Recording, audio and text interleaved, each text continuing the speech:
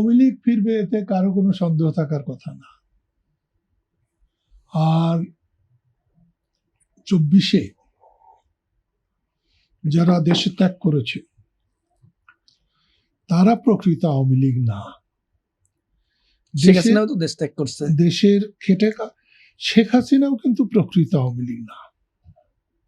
একটা সময় এসেছে শেখ হাসিনাকে বঙ্গবন্ধুর প্রতীক হিসাবে চিহ্নিত করে তাকে দেশের মানুষ গ্রহণ করেছিল। দেশের মানুষ তাকে যেমন ভাবে গ্রহণ করেছিল, তার প্রতি অখুশি হয়ে ঠিক তেমনি ভাবে তাকে বর্জনও করেছে। একটা জিনিস মনে রাখতে হবে, আমার একসময় মনে হয়েছিল যারা বৈষম্য বিরোধী আন্দোলনের মধ্য দিয়ে শেখ হাসিনার পতন ঘটালেন তাদের এই কৃতিত্ব 1000 বছর থাকবে, কিন্তু তাদের এই কৃতিত্ব 2 বছরও থাকে নাই।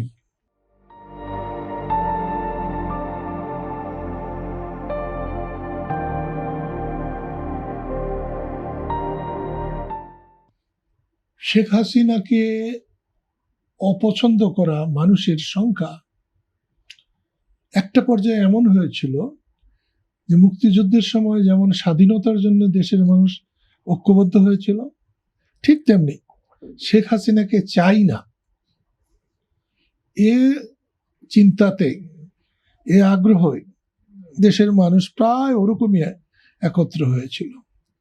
শেখ হাসিনার পতন বা শেখ হাসিনার নেতৃত্বের পতন আর আওয়ামী লীগের পতন এক কথা না। এটা এক কথা হিসেবে নেওয়াও ঠিক হবে না। সেজন্য বলছি, এখনই বলা যাবে না যে কি ফর্মে হবে, কিন্তু মুক্তিযুদ্ধের চেতনা বিস্মৃত হবে।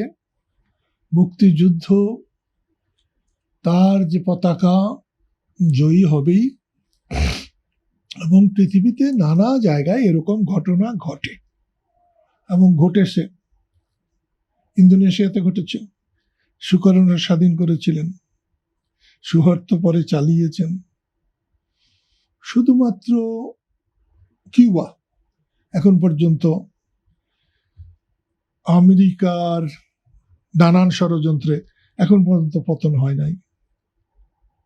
তাছাড়া এরকম হয় এবং এখান থেকে উঠেও আসে মানুষ। এবং একটা কথার সঙ্গে মঞ্জুর আমি একমত হতে পারছি না যে বিএনপি এবং আওয়ামী লীগ, জিয়া এবং বঙ্গবন্ধু শেখ মুজিব এই 2 পরিবারের বাইরে যেতে পারবে না। এখন মনে হতে পারে, কিন্তু এর বাইরেও মানুষ যদি চায় তাহলে হবে, এবং যদি সেটা হয় তাহলে সেখানে কিন্তু প্রকৃত গণতন্ত্র হবে। সেখানে কোনো বংশের পরিচয় থাকবে না, সেখানে যোগ্যতার পরিচয় থাকবে, সেখানে পরিশ্রমের মূল্য হবে। আগে আমি আওয়ামী লীগের মতোই মনে করতাম বিএনপিকে, যে কর্মীদের কোনো মূল্য নাই, কিন্তু আমি এখন আওয়ামী লীগের মতো বিএনপিকে ওইভাবে মনে করি না, যে একজন কর্মচারী, রাজনৈতিক দলে কর্মচারী থাকবে না, কর্মী থাকবে। কিন্তু আওয়ামী লীগে, শেখ হাসিনার আওয়ামী লীগে প্রায় সবাই ছিল কর্মচারী।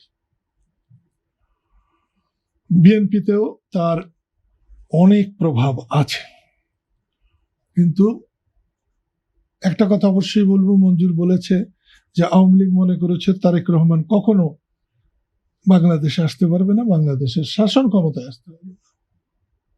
কিন্তু আমার মনে হয়েছে যে সে যদি নিজেকে গড়ে তুলতে পারে এটা কোনো ব্যাপার নয়।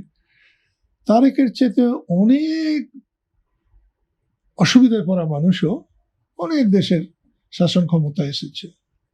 সেদিন শুনলাম তারেক লেখাপড়া জানে না। আমি তো আরো জানি না, লেখাপড়া তো তাকে ওখানে আনে নাই, তার যোগ্যতা এনেছে। আমাদের দেশে অনেক ডক্টর আছে, 3-4টা ডক্টরেট পেয়েছে, তারা তো ওখানে যায় নাই, যেতে পারে নাই।